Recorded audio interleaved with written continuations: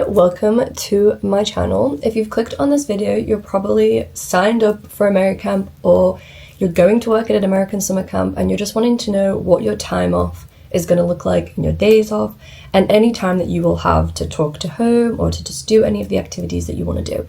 So in this video, I'm going to be running through time off, period off, orientation, what does OD and free play mean, other counselor stuff that the camps do, activities, and the last day of camp and getting home / getting picked up, etc. So if you didn't know, my name is Ella.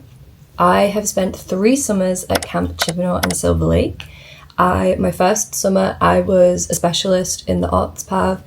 My second summer I was also a specialist doing the social media, and my third summer I was a specialist in the arts path again.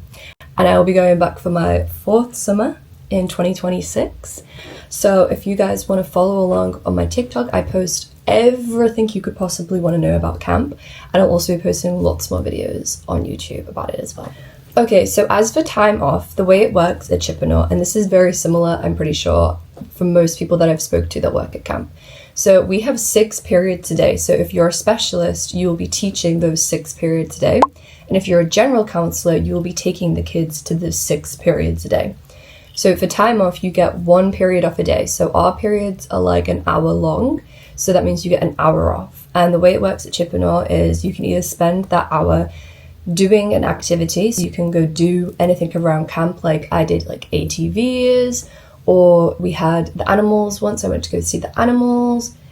I would go to the pool, I would tan, I would sleep, I would phone home.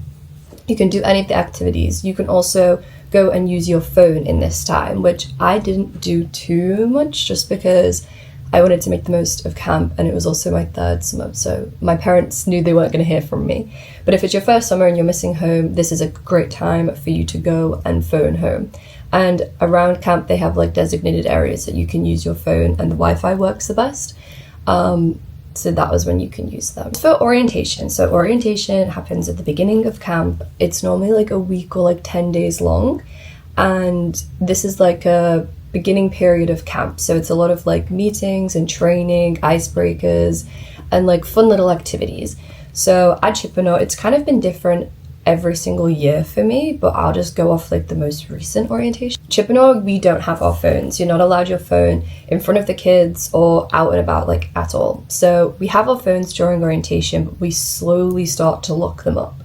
And you get quite a lot of free time and time off during orientation because they give you a schedule and you have meetings. There's like orientation groups. They put you into groups for icebreakers to like make friends and like do fun little sketches and fun little games.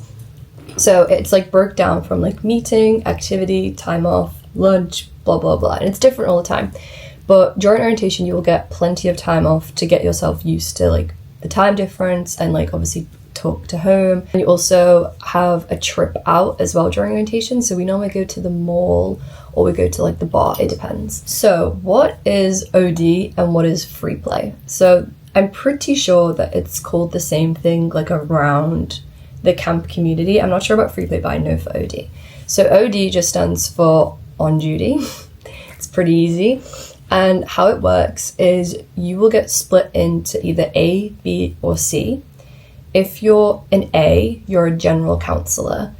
And if you're B or C, it's split between the specialists. I'm pretty sure that's how it works. So at Chippewa, we have 2 days off for the general counselors, which I think was Tuesday and Wednesday. And then specialists would all have Friday off together. For OD, you would either be a B or a C if you're a specialist, or you'd be an A if you were a general counselor. And that just meant that throughout the week, it would be like A, B, C, B, C, like it would mix up. So I was a C. So say it's a C day on like a Tuesday and a Thursday. That would mean that I would be sitting OD on the Tuesday and the Thursday. And that just means that I'm the one that's putting the kids to bed and staying in the bunk until they fall asleep, and I'm just on duty throughout the night. And this also means I don't get free play. So free play is after dinner, they have like, I think it's like 30 minutes or 40 minutes, and the kids can play. They can go do whatever they want. They'll see their siblings. They can just go anywhere around camp, and you will get like a position. So my position, I was in the gap, which is just like the girls' athletic pavilion, and I would sit there and I would just watch whatever kids would come in and out, and like they'd have counselors spotted all around camp just for safety reasons. So if you were on OD, that would be what you were doing during free play. If you weren't on OD, free play was another chance that you could go on your phone. You couldn't do activities just because most of the activities were closed. You can just go chill in the staff rooms. If you were on OD, you would spend the night after canteen, which is just where the kids go get a little snack, a little sweet treat before bed, because that makes so much sense. You would take the kids back to bed, you would get them ready, brush their teeth. Obviously with all the kids it's different, you're watching them, making sure they're all getting ready for bed, and then you would sit with them. I would tell my kids stories, and then you wait until they go to sleep, and then we have head OD, which is normally like a group leader or someone who will come around and be like, okay, you're all good, you can go to sleep once the kids are asleep. And this, honestly, I loved OD because it meant that you had an early night if you're with lower camp. Upper camp, it's a bit different, but you had an early night, so I was going to bed at like 10:30, 11, which you need as much sleep as you can possibly get whilst at camp. So ODs were great. But if you weren't on OD, what were the options? What could you do? So where Chippenham is, it's kind of like in the middle of nowhere, but there is a small little town and there's things around that you can get to if you have a car, or there's taxis, or there's people that drive at camp. But our camp also arranged buses. So on the night we would go to the bar and they have really good cheesecake, and we'd all go together and they kind of like rotate. They do it by like a list system. So you'd sign yourself up and then you'd get on the list and blah, blah, blah. They try and like mix it up so everybody got a chance to go. And that's what we do. Or we also have Bear Lodge, which is it's a little cabin in the woods. It's not too scary. And it's kind of out from camp. It's like a 5-minute walk through the forest. There's fairy lights that guide you. And that's a staff only area. So they had like pool, they had ping pong tables, they had vending machines with snacks and food. They had couches, they had fire pit. They also have the little dock so you can watch the sunset, and you can go swimming at certain times. And they'd also arrange on certain nights like live music, and we also would get in like catered food. So we had like a local barbecue place that came in and they did barbecue food, and it was really good. And it's also a great place, a campfire. And it's just a nice place to chill, and you don't feel like you're on camp, but you're also in walking distance to your bed, so it's great. Another great thing that Chippenham and Silver Lake did this year was Counsellor Appreciation Day. So Counsellor Appreciation Day was a full day to appreciate the counsellors and everything that we do.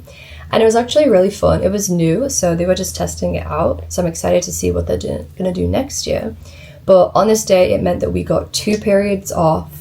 We had lots of extra time to go and get snacks. They opened up the canteen for us so we could get chip wedges and ice cream. And we also didn't have to be with the kids for evening activity. They had the older kids watch them, so we would have some more free time. And it was just a really good day, and it's a good day to look forward to because they kind of put it in the middle of camp where you're a bit like, oh, I need some more energy. So it was a good day and a good thing. And there's lots of other random little things throughout camp that try and break it up for you. Like we have staff meetings, which sound like a staff meeting, but it's just a chance for you to sit there and chill, and it means that you don't have to be at evening activity with your kids. They also would let us finish sometimes at like 5 p.m. if we had a day off the next day, and they'd really try and like make it so we would, if there was a chance for us to have some extra time off, we would, if that makes sense. Okay, so days off. So like I said before, specialists would have Fridays off and general counsellors would be split. Some of them would have Tuesdays off, some of them would have Wednesdays off. And at Chippenham, they like to arrange different things for every day off for you to do. So during orientation, they'd put up a QR code and you could scan it and you could sign up to whatever trips you wanted to do. So throughout the summer, we would get 6 days off. So we'd get 1 day off a week, which sounds like, oh my God, 1 day off a week. But honestly, it was fine. And you would have so much time like throughout the week, it would kind of like build up. And there were so many times that we would be on our day off out of camp, missing camp and having FOMO. So you get used to it, you get into the routine pretty quickly, and it just becomes like second nature. So for the days off, we would do different things. So we'd have like lake days. What in the final destination is going on right now?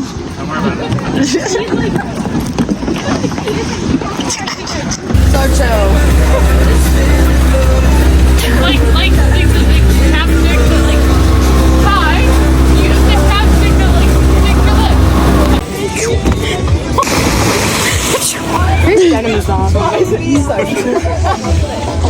Laura, you living life?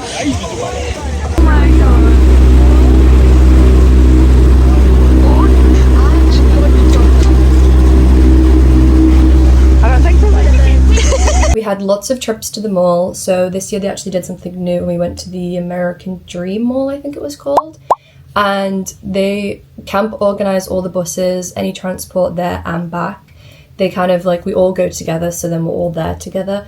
And then we all split off, etc. or whatever. So this year we went to the American Dream Mall. I kind of like stayed, looked around the mall a bit. And then because it was actually so close to the city, we ended up getting an Uber into the city and then Ubered back in time to get the bus back to camp. So it was quite fun that we had like the freedom. You can do whatever you want. We also had days we went to Skinner's Falls, which I know is very popular for camps in our area, because you would go there and there'd be people from all different camps. It was kind of nice to get to know people. But Skinner's Falls is really fun. Also, we went to a more local mall, the same mall that we would go to during orientation, so we kind of, around. And it's good because like you will need stuff like throughout camp. Like you will lose your socks, you will lose your underwear, your shoes will break, or you'll need more toiletries, you'll need bug spray, like all these random things. So it means that you can like stock up. So they kind of like spread out the mall trips. They also do Walmart trips during orientation, so you can get anything you need. And I'm pretty sure this year they arranged a second one because everybody just needed it. So they kind of listened to us in that way, like if we say we need something or this would be a good idea. We also went to a water park one year, which was really fun.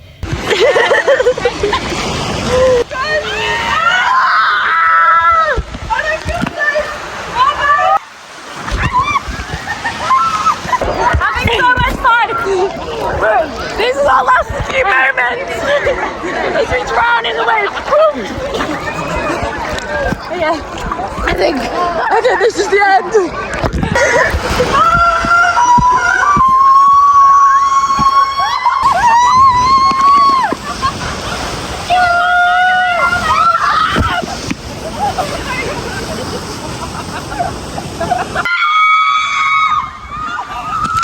But if you're not interested in going on the trips that camp arrange, you are free to do whatever you want on your day off. So for us, we would finish at 9:45 the day before our day off, and we wouldn't have to be back until 12:45 the next day.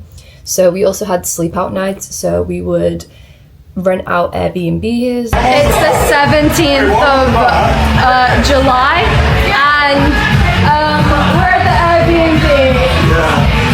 So, go do this! No, but that's such a cute picture! Hey, get in there! Get in there!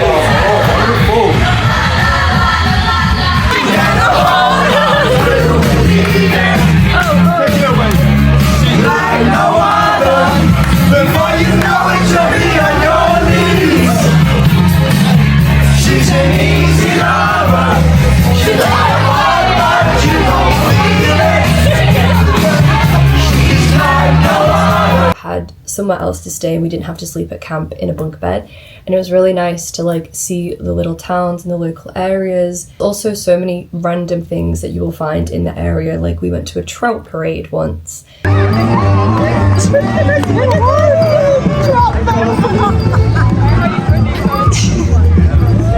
Get it!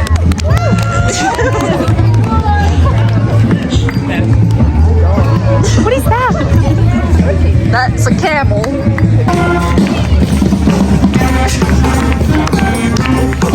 I'm just gonna go join the parade now. Honestly,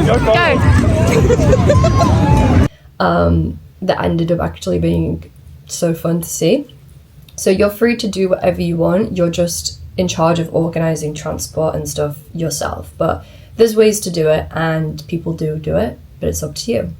As for funding these trips, what our camp will do is they will just, whatever trips you sign yourself up for, it just comes out of your paycheck, and it's like a big discounted price. Like I think it's like $5 for a bus trip. And most of the time Chip and I are really nice, and they won't end up charging us because they're like, you know what, you guys did really good this summer, the trips are on us. But it depends.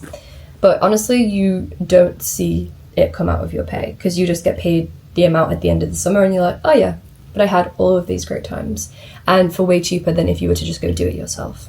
So how does it work getting to camp and getting out of camp? So again, this is going to be very different, but I do know a lot of camps, especially in the upstate New York area, that do this. So for Chippewa, you will get sent a pickup a day list, and normally it's 2 p.m. So you will get picked up from a certain terminal at JFK at 2 p.m. So everyone just has to meet there. Whether you fly in that day or you fly in a week before, you just have to meet at this spot at the terminal.